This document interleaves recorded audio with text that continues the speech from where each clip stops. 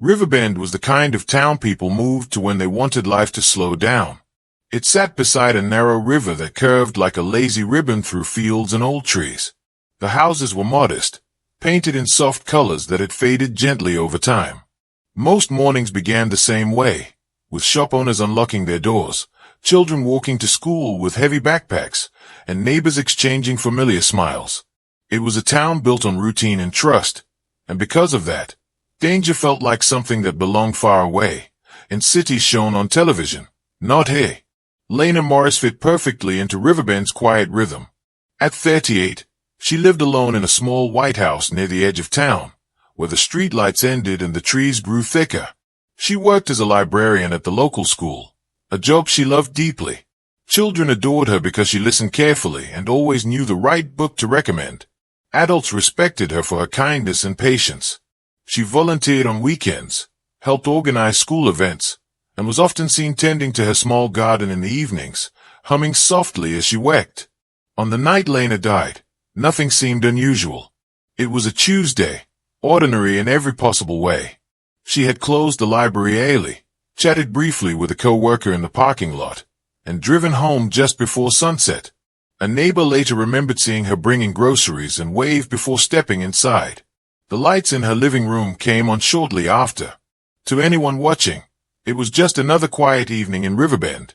That night, the town slept peacefully. No screams echoed through the streets. No doors slammed. No one called the police to report a disturbance. Dogs did not bark for long, and no windows shattered. It was as if the crime happened in silence, wrapped carefully in the calm the town was known for. The next morning, everything changed. Lena failed to show up for work. At first, no one worried. She was rarely late, but sometimes she stayed home with a cold or took a personal day. By noon, concern began to grow. Her phone went straight to voicemail. By late afternoon, the school principal decided to drive by her house, just to be sure everything was all right.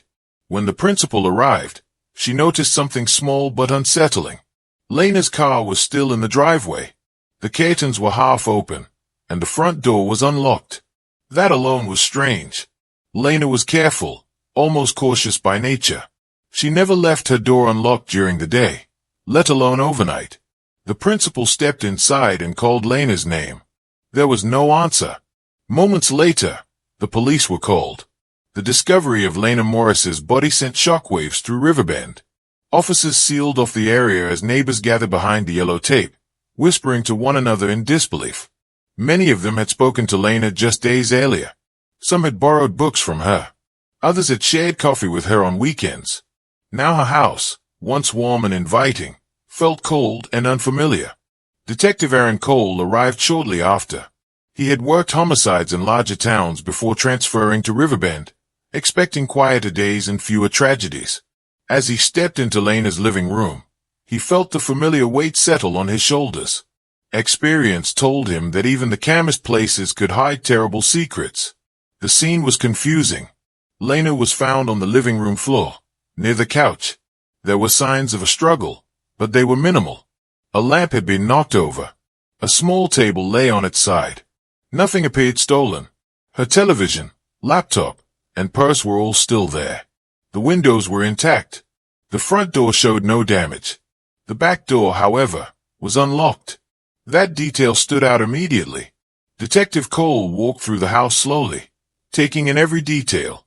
The kitchen sink was clean, as if dishes had been washed earlier that evening.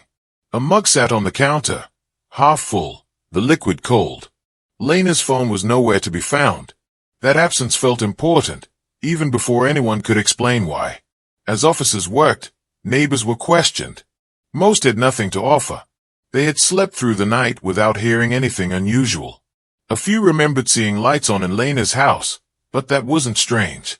One elderly man recalled hearing a car engine late at night, but he couldn't say for sure if it came from Lena's place or somewhere else down the road. There were no clear answers. By evening, news of the murder spread quickly through town.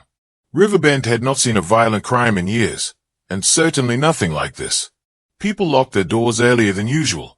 Parents kept their children inside. Conversations lowered in volume whenever someone mentioned Lena's name. Detective Cole reviewed Lena's life carefully. He spoke to co-workers, friends, and neighbors. Everyone described her the same way. Kind, quiet, reliable. No known enemies. No troubled relationships. She wasn't dating anyone seriously. She had no history of conflict. The more Cole learned, the more the case seemed to slip through his fingers. It didn't feel random, but it didn't feel planned either. The medical examiner estimated that Lena died late in the evening, likely between 9 and 11. That meant the crime happened while the town was still awake, while people were watching television, preparing for bed, living their normal lives. And yet, no one noticed anything wrong. That silence troubled Detective Cole more than anything else. Over the next few days, the investigation stalled. There were no useful fingerprints. No security cameras nearby. No clear motive. Every lead seemed to circle back to the same dead end. Whoever had come to Lena's house that night hadn't forced their way in. She had opened the door herself. That suggested trust. The idea unsettled the town. People began to wonder who among them could have walked into Lena's home without raising alarm. Theories spread quickly, growing darker with each retelling. Some blamed strangers passing through town. Others whispered about people who had been to Lena's house before. People who knew her routine. Still, nothing solid emerged. On the 5th day after the murder, Detective Cole sat alone in his office, staring at photos from the crime scene. The silence of Riverbend pressed in on him, heavy and uncomfortable. He had learned long ago that the hardest cases were often the quiet ones, where answers hid behind normal faces and familiar streets. That was when his phone rang. The call came from the local elementary school. At first, Cole assumed it was another tip that would lead nowhere. But as the school counselor explained why they were calling, something shifted. The counselor mentioned a drawing made by a child, something disturbing, something specific. Cole leaned back in his chair, listening carefully. He didn't know it yet, but this small detail, easily overlooked, was about to open a door no one else had noticed. A door that would lead closer to the truth than any fingerprint or witness statement ever had. In a town where everyone claimed they heard nothing, it seemed that one child had seen everything. The elementary school in Riverbend sat at the center of town, surrounded by tall maple trees that dropped their leaves across the playground each autumn. It was usually a place filled with laughter, scraped knees, and loud bells that signaled the start and end of the day. But in the week following Lena Morris's death, a quiet unease hung in the hallways. Teachers spoke in hushed voices. Parents lingered longer during drop-off. Even the children seemed to sense that something was wrong, though many did not fully understand what it was. Among them was 7-year-old Evan Parker. Evan had always been a quiet child. He followed rules, completed his work neatly, and rarely caused trouble. He preferred sitting by himself during recess, drawing shapes in the dirt or watching clouds drift across the sky. His parents described him as thoughtful and sensitive, the kind of child who noticed small details others ignored. Since the night Lena died, however, Evan had changed. He slept poorly, often waking from bad dreams. In class, he stared out the window more than usual, his pencil frozen in his hand. Ms. Harper, his second-grade teacher, noticed a change immediately. She had taught children for over 15 years, and had learned to recognize when something troubled them. Evan wasn't disruptive or emotional, but there was a heaviness about him that hadn't been there before. When she gently asked if everything was okay, he nodded without meeting her eyes. One afternoon, during art period, Ms. Harper handed out crayons and paper and told the children they could draw anything they wanted. The room filled with the sound of chatter and the scratch of wax against paper. Most children drew bright scenes filled with animals, houses, and smiling stick figures. Evan worked quietly, his face serious, his small hand moving slowly and carefully. When Ms. Harper passed by his desk, she stopped. Evan's drawing was dark compared to the others. It showed a small house with a single window glowing yellow. In front of it lay a figure on the ground. Another figure stood above it, taller, with long arms and a strange, sharp smile. The background was colored in deep blues and grays, giving the picture a heavy, nighttime feel. In one corner of the page, Evan had drawn something red and pointed. Ms. Harper felt a chill move through her. She knelt beside Evan and asked, in a calm voice, what he had drawn. Evan shrugged, his eyes still fixed on the paper. He said it was just a picture. When she asked why it looked so sad, he paused for a long moment before quietly replying, "Because it was sad." She didn't push him further. Children often expressed emotions through art, and she didn't want to scare him. Still, the image stayed with her long after class ended. She carefully wrote Evan's name on the back of the drawing and placed it in her desk. That evening, Miss Harper couldn't stop thinking about it. The house in the drawing looked familiar. Too familiar. It reminded her of Lena Morris's home, the one everyone had seen in the news. She told herself she was reading too much into it, but the uneasy feeling wouldn't fade. The next day, she spoke with the school counselor. Together, they reviewed the drawing again. The counselor noticed details Miss Harper had missed. The back door of the house was open. The standing figure wore something that looked like a jacket, with a strange shape drawn on the sleeve. It wasn't something a child usually added without a reason. The counselor suggested they speak to Evan's parents. Evan's mother and father arrived at the school that afternoon, both looking tired and worried. They admitted Evan had been acting strangely since the night of the murder. He had asked if bad people could look nice. He had asked if telling the truth could get someone in trouble. At the time, they hadn't thought much of it, assuming he was reacting to the fear spreading through town. When shown the drawing, Evan's parents exchanged a worried glance. They recognized the house immediately. It was the one down the street, the house where Lena Morris had lived. The counselor explained that they weren't accusing Evan of anything. They simply wanted to understand what he had drawn and why. Evan listened quietly as the adults spoke around him, his legs swinging slightly beneath his chair. When asked again about the picture, Evan finally said something that made the room fall silent. "I drew what I saw," he whispered. Ms. Harper felt her breath catch. The counselor asked Evan to explain, gently, without pressure. Evan looked at his parents, then back at the floor. He said he had been awake the night Lena died. His dog had barked loudly, waking him from sleep. Curious, he had climbed onto his bed and looked out the window. From there, he could see Lena's house. Evan explained that he saw a man walk up to the back door. The man knocked. Lena opened the door. Evan said he knew she opened it because the light from inside spilled out, and the door moved wide. He saw the man step inside. He remembered this clearly because the man had waved first, like someone saying hello. When Evan stopped talking, the room felt unbearably quiet. The counselor asked if Evan had told anyone about this before. He shook his head. He said he thought he wasn't supposed to. He thought maybe it was a secret, or maybe it was his fault for watching. That was when the adults realized something important. Evan hadn't drawn from imagination. The school followed proper steps and contacted the police. Detective Aaron Cole received the call late in the afternoon. At first, he was cautious. He had worked enough cases to know that children's memories could be unreliable, shaped by fear and stories they overheard. Still, he agreed to come to the school. When Cole arrived, he reviewed the drawing carefully. He didn't speak much at first. He simply looked. The longer he stared at it, the more Satan details stood out.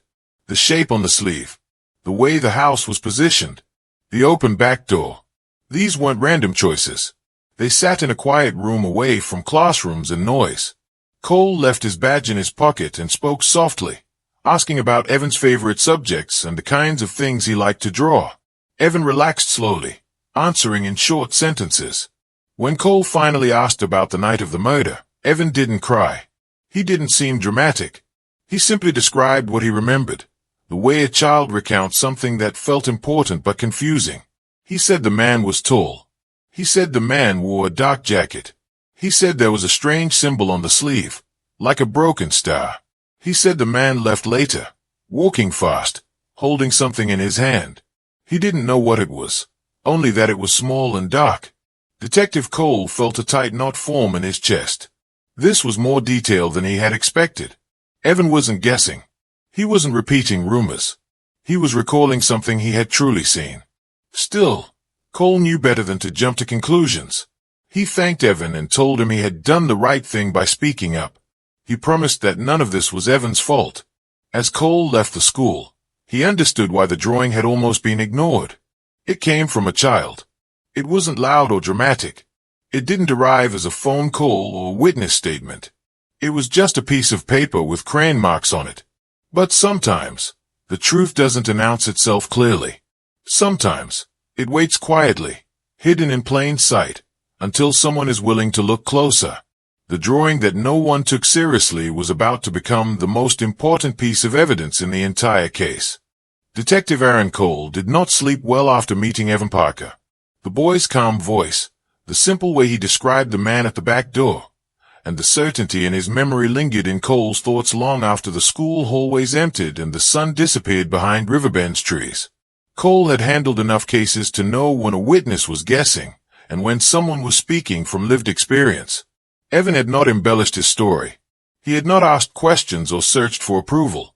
He had simply told what he remembered. The problem was time. 5 days had already passed since Lena Morris's death. Memories faded, evidence disappeared, and lies grew stronger with each hour that slipped by. Cole knew that if Evan's account was real, it needed to be supported by facts quickly, before doubt and fear had a chance to cloud it. Early the next morning, Cole returned to the crime scene.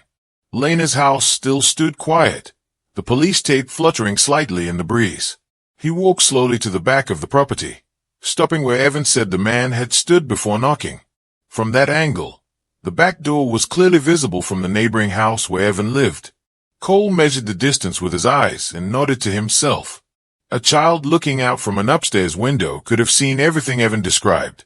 Inside the house, Cole focused on details he had previously considered minor. The back door showed no damage, but the lock was old. Lena likely trusted whoever stood outside. The light switch near the door had a faint smudge on it, different from the others. It was the kind of mark left by someone wearing a jacket or long sleeves, brushing past in a hurry. Cole requested the evidence team to re-examine everything connected to clothing fibers. He asked them to look specifically for anything that might match a dark jacket. At the station, he reviewed his notes on people who had access to Lena's house. Co-workers, neighbors, volunteers. One name surfaced again and again during routine interviews, but had never raised alarms. Mark Denson, the local handyman. He had repaired Lena's fence weeks earlier. He had fixed a loose cabinet in her kitchen. He knew the back entrance well. Cole pulled up Mark's earlier statement. Mark had claimed he hadn't seen Lena in months. He said he was busy with other jobs and hadn't been near her house recently. At the time, there had been no reason to doubt him. Now, Cole noticed something else. Mark often worked late. He owned a dark utility jacket, one that several neighbors remembered seeing him wear. One witness even recalled a faded star-shaped logo on the sleeve, though they hadn't mentioned it because it seemed unimportant. Cole felt the first real sense of direction in days. Still, he reminded himself to move carefully. Accusing an innocent person could destroy lives, especially in a small town like Riverbend. He needed more than a child's memory, no matter how sincere it seemed. That afternoon, Cole visited Evan's house. Evan lived with his parents in a modest 2-story home. His bedroom window faced directly toward Lena's backyard. Standing there, Cole asked Evan to show him where he had been that night. Evan climbed onto his bed and pointed quietly. From that spot, the view was clear. The back door, the small porch light, even the path leading to the trees could be seen without effort. Cole asked Evan to describe the man again, slowly, without rushing. Evan said the man had walked like he was in a hurry but trying not to look suspicious. He remembered the man stopping for a moment after leaving the house, as if checking whether anyone was watching. Evan remembered the way the jacket moved when the man walked, the way the symbol on the sleeve caught the porch light. Cole didn't interrupt. He let Evan speak in his own time. When Evan finished, Cole asked a simple question. He asked whether Evan had ever seen that man before. Evan hesitated. Then he nodded. He said he had seen the man around town. He said the man fixed things. He said he had seen him talking to Lena once, laughing like friends. That was enough. Cole left Evan's house with a clear plan forming in his mind. The next step was to bring Mark Denson in for another interview, this time with sharper questions and a firmer approach. Mark arrived at the station the following morning, still wearing his friendly smile. He greeted Cole as if they were old acquaintances, joking lightly about how the town was finally getting some excitement, though his eyes flickered with something that looked like nerves. Cole asked Mark about his jacket. Mark blinked, then laughed. He said he owned several jackets and couldn't remember which one Cole meant. When Cole mentioned the star-shaped logo, Mark paused just a fraction too long. He said he used to have one like that, but had thrown it away months ago. Cole nodded, writing this down without comment. Then Cole asked about the night Lena died. Mark repeated his earlier story, claiming he was home alone, watching television. When asked about his phone, Mark said it had died that night. He said he had forgotten to charge it. Cole listened patiently, then asked Mark why his phone record showed the device being turned off manually rather than losing power. Mark's smile faded. He said he must have turned it off without remembering. The interview ended without an arrest, but Cole was convinced Mark was hiding something. Over the next 2 days, evidence began to line up in quiet but powerful ways. A neighbor came forward, remembering that Mark's truck had been parked near Lena's house that night. A coworker mentioned that Mark had seemed agitated the day after the murder, snapping over small things. Most importantly, forensic results came back. Fibers found on Lena's couch matched the material used in Mark's old work jacket. It wasn't conclusive on its own, but combined with Evan's account, it was troubling. Cole returned to Evan one final time before moving forward.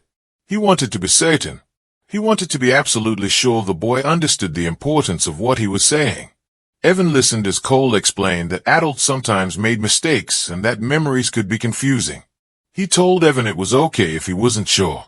Evan looked up at him, his eyes steady. "I'm sure," he said. "I remember because I couldn't sleep after. I kept seeing it." Cole felt a weight settle in his chest. The child wasn't trying to be brave. He wasn't trying to help. He was simply telling the truth because it lived inside him. With that, the case shifted. Mark Denson was brought in again, this time under far greater scrutiny. Evidence was laid out slowly. The fibers, the phone records, the witness who saw his truck, and finally, the drawing. When Cole placed Evan's drawing on the table, Mark's reaction was immediate. His face drained of color. His jaw tightened. He stared at the paper as if it might speak. Cole didn't say a word. Mark looked up after a long silence and asked who made the drawing. When Cole told him it was done by a child, Mark swallowed hard. He leaned back in his chair, suddenly smaller than he had seemed before. The truth was closing in. But Cole knew confessions didn't always come easily. Lies had a way of hardening when someone felt trapped. He ended the interview without pushing further, knowing that pressure would do its work on its own. As Cole sat alone that night, reviewing everything, he thought about Evan. About how close the truth had come to being missed. A child's memory, fragile yet precise, had carried more weight than all the assumptions and theories combined. The crime had not been solved yet, but it was no longer invisible. What the child remembered had given the investigation its first real voice. And once a crime began to speak, it was only a matter of time before it told the whole story. Mark Denson had lived in Riverbend for nearly 15 years. He was the kind of man people trusted without thinking twice. He fixed broken fences, repaired loose doors, patched roofs before winter, and accepted payment with a casual shrug. He smiled easily, laughed loudly, and remembered small details about people's lives. In a town built on familiarity, Mark fit in perfectly. That was what made the growing suspicion around him so difficult for everyone to accept. When Detective Aaron Cole ordered Mark to be brought in for questioning again, word spread quickly. Some people shook their heads in disbelief. Others defended him openly, saying the police were desperate and grabbing at shadows. Mark himself appeared calm when officers arrived at his workshop. He wiped his hands on a rag, joked about bad timing, and followed them without resistance. Inside the interview room, Mark sat comfortably, leaning back in his chair as if this were just another friendly chat. Cole noticed the confidence immediately. It wasn't the confidence of innocence, but the confidence of someone who believed he could talk his way out of anything. Cole began slowly. He asked Mark about his work schedule. Mark answered smoothly, listing jobs and addresses without hesitation. Cole asked about Lena Morris. Mark's expression softened. He said she was a kind woman, easy to work for, always offering coffee. He said it was a shame what happened to her. Cole listened, watching closely. When the questions turned to the night of the murder, Mark's tone shifted slightly. He repeated his earlier story, saying he was home alone, watching television, half asleep. He said he barely remembered the night because it was so ordinary. Cole asked about the jacket again. Mark sighed and said he used to own many jackets, most of them worn and old. He said the one with the star logo had been thrown away months ago because it was torn. Cole asked where he had thrown it away. Mark couldn't remember. He said probably at a dump outside town. Cole made a note but didn't react. Then Cole slid a folder across the table. Inside were phone records. Cole pointed to a specific time window. Mark's phone had been turned off late that night and turned back on early the next morning. Cole explained that phones didn't turn themselves off when batteries died. Mark stayed at the papers longer than necessary. He said he must have turned it off by mistake. Cole asked why Mark's truck was seen near Lena's house that night. Mark's jaw tightened. He said many people owned similar trucks. He said witnesses could be mistaken. The room felt heavier with each passing minute. Cole leaned forward and spoke calmly. He said the investigation had uncovered new information. He said it came from someone who had been awake that night. Mark's eyes flickered, just briefly, but Cole caught it. Cole didn't name Evan yet. Instead, he asked Mark a simple question. He asked why Lena's phone had not been found in her house. Mark shrugged and said he didn't know. 2 days later, the phone was found. An officer searching one of Mark's job sites discovered it hidden inside a metal toolbox, wrapped in an old cloth. When confronted with this discovery, Mark's confidence finally began to crack. He said someone must have planted it there. He said many workers had access to the site. But the fingerprints told a different story. Mark's prints were all over the phone. When Mark was brought back in for questioning, the tone changed completely. He no longer joked. His answers grew shorter. His eyes darted to the door more often. Cole could see the strain in his shoulders, the way his hands clenched and unclenched as if trying to release pressure. Cole laid out the evidence slowly. The fibers from the jacket. The phone records. The phone itself. Each piece alone might have been explained away, but together they formed a pattern Mark could no longer ignore. Mark's voice shook when he finally spoke. He admitted he had gone to Lena's house that night. He said she owed him money for extra work he had done. He said they argued. He claimed she became angry and threatened to call the police. According to Mark, he left after that. He insisted she was alive when he walked out. Cole listened carefully but didn't interrupt. Then Cole placed a drawing on the table. Mark stared at it in silence. The room felt unbearably still. The crayon lines were simple, almost innocent, but the meaning behind them was impossible to deny. The house. The open door. The tall figure with the marked sleeve. Mark's face lost all color. Cole finally spoke. He said the drawing was made by a child who lived nearby. A child who had been awake that night. A child who had watched from a window. Mark's breathing became shallow. He leaned forward, elbows on the table, rubbing his hands together as if trying to erase something from his skin. For a moment, it seemed like he might speak, but no words came. Cole said nothing more. He knew this moment mattered. He knew pushing too hard could make Mark retreat deeper into denial. The interview ended without a full confession, but Mark was no longer free. He was held while investigators worked through the night, tying together every loose end.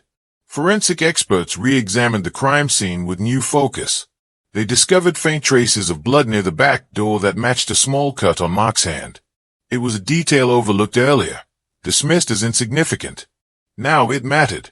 The following day, Mark asked to speak with Detective Cole again. This time, Mark looked exhausted. His friendly smile was gone. His shoulders sagged as if carrying an invisible weight. When he spoke, his voice was quiet, stripped of confidence. He said he hadn't meant for any of it to happen. He admitted that he had gone to Lena's house angry about money. He said she accused him of taking advantage of her kindness. He said her words hurt more than he expected. When she reached for her phone, fear took over. He panicked.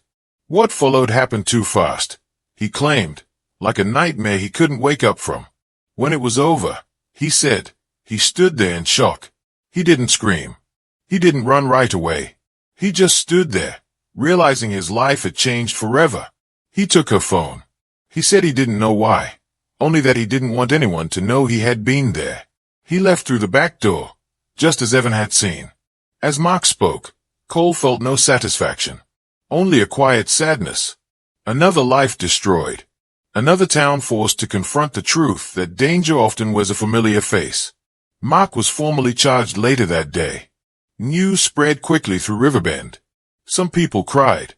Others felt angry, betrayed. The man they had trusted had been hiding something dark beneath his friendly smile. Amid the chaos, one detail stood out above all others. The case had turned not because of advanced technology or sudden confessions, but because a child had noticed something and chosen to remember it. Lies had hidden the truth for days. Familiarity had shielded guilt. But in the end, it was innocence that saw clearly what adults had missed. As Mark was led away in handcuffs, Detective Cole watched silently. He knew the case was nearly over, but its impact would linger long after the courtroom emptied. Riverbend would never feel quite the same again. And somewhere in that quiet town, a child who once believed he should stay silent had helped bring the truth into the light. The confession ended the questions, but it did not end the pain. When Mark Denson was formally charged with the murder of Lena Morris, Riverbend entered a strange and uneasy silence.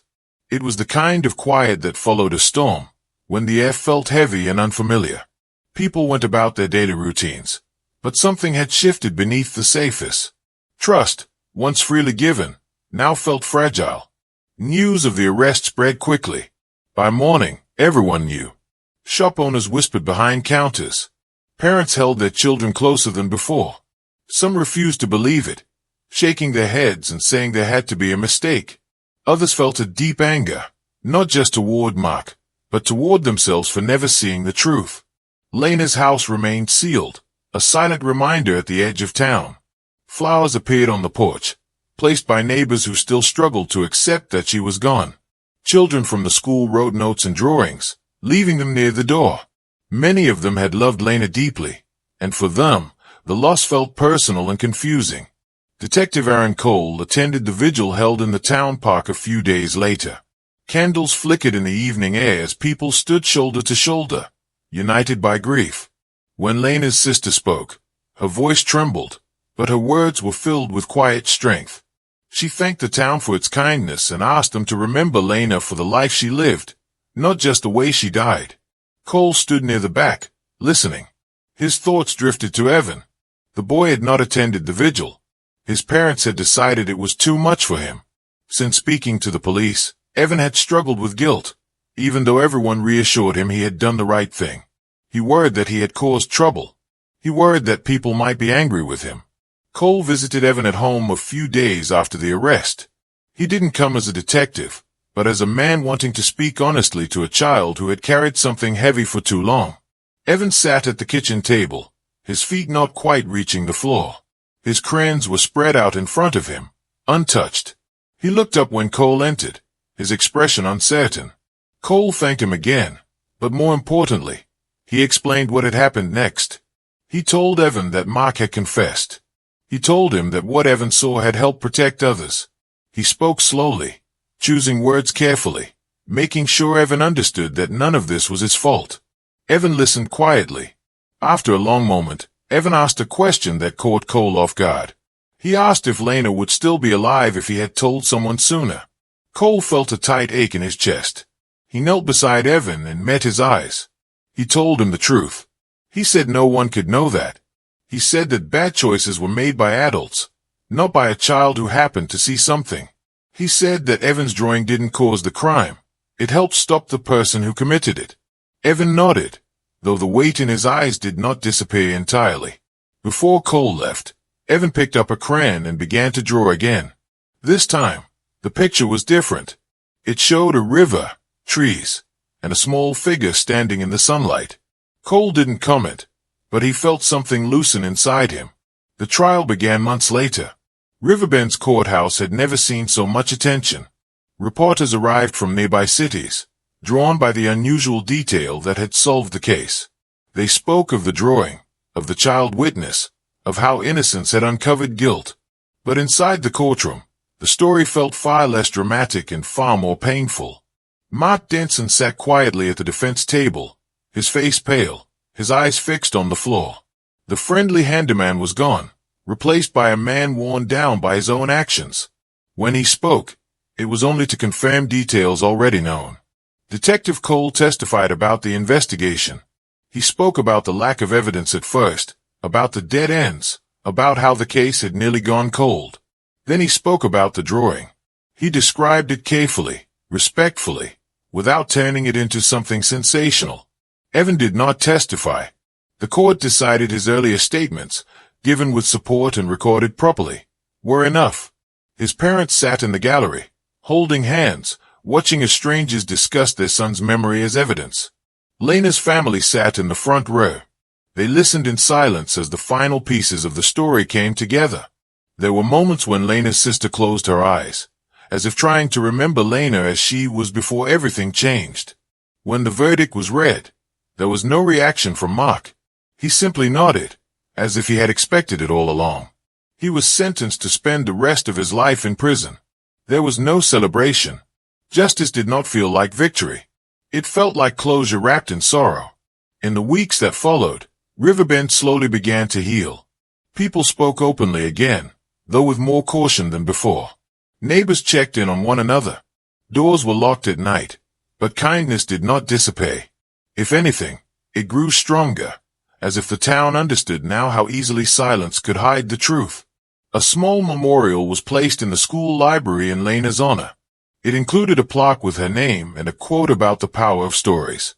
Books she once recommended were arranged carefully on a shelf beneath it. Children paused there often, running their fingers along the spines, remembering the woman who had once helped them discover the joy of reading. Evan returned to school quietly. At first, some children whispered about him, repeating things they had overheard at home. But Ms. Harper addressed the class gently, explaining that Evan was not a hero or villain, just a child who had been brave enough to tell the truth. Over time, the whispers faded. Evan continued to draw. His pictures no longer showed dark houses or sharp shapes.